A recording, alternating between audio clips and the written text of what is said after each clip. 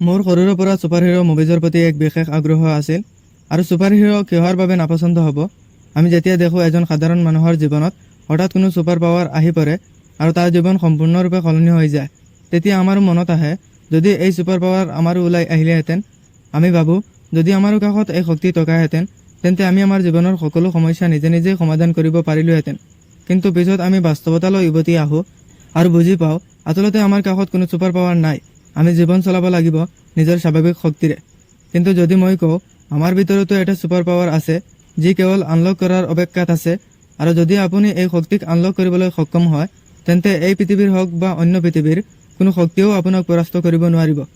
এই ভিডিঅ'টো সম্পূৰ্ণ চাব কাৰণ মই সকলো কথা বাস্তৱৰ ওপৰত ভিত্তি কৰি ক'ম। মই আপোনাক কিছুমান উদাহৰণো দিম তেনে মানুহৰ যিয়ে বাস্তৱতে এই ছুপাৰ পাৱাৰ অৰ্জন কৰিছিল। এই শক্তিয়ে মানুহক ছুপাৰ হিৰো নহয় প্ৰত্যক্ষভাৱে ভগৱান বনাই দিয়ে। আপোনালোকে বহু সময়ত এই শক্তিৰ নাম শুনিছে কিন্তু কেতিয়াও গভীৰতাৰে ভবা নাই, কিয়নো আপোনালোকে জনা নাছিল যে এই শক্তিৰ আচল ক্ষমতা কি।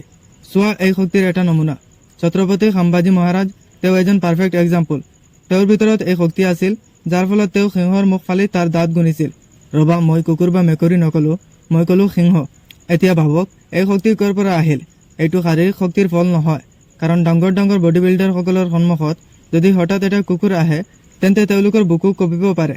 আচল কথা বেলেগ। যেতিয়া ঔৰংজেবে সম্ভাজী মহাৰাজক বিশ্বাসঘাত কৰি বন্দী কৰিলে তেওঁ তেওঁৰ কথা মানিবলৈ জোৰ দিলে। এটা কথা কোৱা, যদি তুমি কাকো নিজৰ কথা চলাব বিচৰা তেন্তে তুমি কি কৰিবা? আগতে লালচ দিবা, পাছত ভয় দেখাবা আৰু শেষত শাৰীৰিক অত্যাচাৰ। ঔৰংজেবে সম্ভাজী মহাৰাজৰ ওপৰত অমানৱীয় অত্যাচাৰ কৰিছিল। চকু খুন্দি পেলালে, ছাল ছিঙি পেলালে, নখ আঁতৰালে, কিন্তু প্ৰত্যেকবাৰ তেওঁ সুধিছিল মোৰ কথা মানিবি? আৰু প্ৰতি উত্তৰত সম্ভাজী মহাৰাজে হাঁহি হাঁহি ক'লে যি কৰিব লাগে কৰ, মই নামানো। ভাবক কিহৰ শক্তি আছিল ইয়াৰ ভিতৰত। শেষত তেওঁক টুকুৰা টুকুৰ কৰি মাৰি পেলোৱা হ'ল, কিন্তু ঔৰংজেবে তেওঁক পৰাস্ত কৰিব নোৱাৰিলে। আৰু এইটো হৈছে মনৰ শক্তি। যাৰ মন শক্তিশালী সেইজনক শাৰীৰিকভাৱে আঘাত দিব পাৰি কিন্তু পৰাস্ত কৰিব নোৱাৰি, আৰু সেইজন হৈছে যোদ্ধা। মই এইটো এটা এক্সট্ৰিম উদাহৰণ দিলোঁ মনৰ শক্তিৰ প্ৰমাণ দিবৰ বাবে। আপুনি জিমত গৈ নিজৰ শৰীৰক ষ্ট্ৰং কৰি ৰাখিছা, কিন্তু যদি এজনী ধুনীয়া ছোৱালী আপোনাৰ সন্মুখেৰে পাৰ হৈ যায় আৰু আপুনি ডিপ্ৰেশ্যনলৈ গৈ পৰে তেন্তে আপোনাৰ এই শৰীৰ কোনো কামৰ নহয়। আকৌ ভাবক যদি এজন আতংকবাদী বন্দুক লৈ আপোনাৰ সন্মুখত আহে তেন্তে আপুনি কঁপিব ধৰিব। এতিয়া ভাবি চোৱা, শক্তিশালী মন নহ'লে শাৰীৰিক শক্তি অমূল্য। মন এইটো হৈছে আমাৰ ছুপাৰ পাৱাৰ। মনে এজন সৰুৰ পৰা সৰু মানুহকো সিংহ বনাব পাৰে। শ্বহীদে আজম ভগত সিং তেওঁৰ মাকে জিজ্ঞাসা কৰিলে বাবা বিয়া কেতিয়া? তেওঁ ক'লে মা মই বিয়া কৰিছোঁ স্বাধীনতাৰ লগত, এতিয়া সেইজনেই মোৰ পত্নী। এতিয়া বাবা 21-22 বছৰৰ ল'ৰা এজন এই বয়সত সকলোতকৈ বেছি আকৰ্ষিত হয় ছোৱালীৰ প্ৰতি। কিন্তু ভগত সিঙে এইবিলাক বাদ দি জীৱনত কিবা ডাঙৰ কৰাৰ লক্ষ্য বনাইছিল। আচ্ছা এটা কথা কোৱা, কিমান দিন উপবাস থাকিব পাৰিবা? 1 দিন 2 দিন? ভগত সিং 64 দিন উপবাস থাকিছিল। এই ছুপাৰ পাৱাৰ মনেৰে সম্ভৱ। এই মনক শক্তিশালী কৰি ৰাখিবলৈ এই 3টা ফৰ্মুলা মনত ৰাখক। নম্বৰ 1, জীৱনত যি প্ৰতিকূল অৱস্থা আহক মই তাৰ পৰা পলাই নাযাম, মই লৰিম।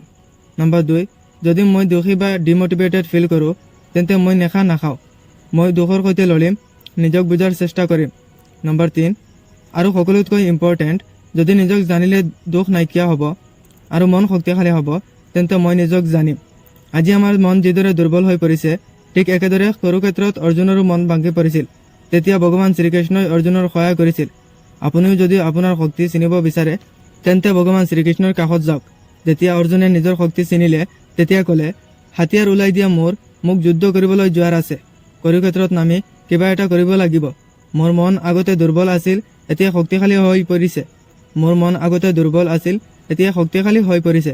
অধৰ্মৰ ওপৰত বিপদ আহি পৰিছে, সত্য ধৰ্মৰ কাম কৰিব লাগিব। হাতিয়াৰ ওলাই দিয়া মোক যুদ্ধলৈ যাব লাগিব।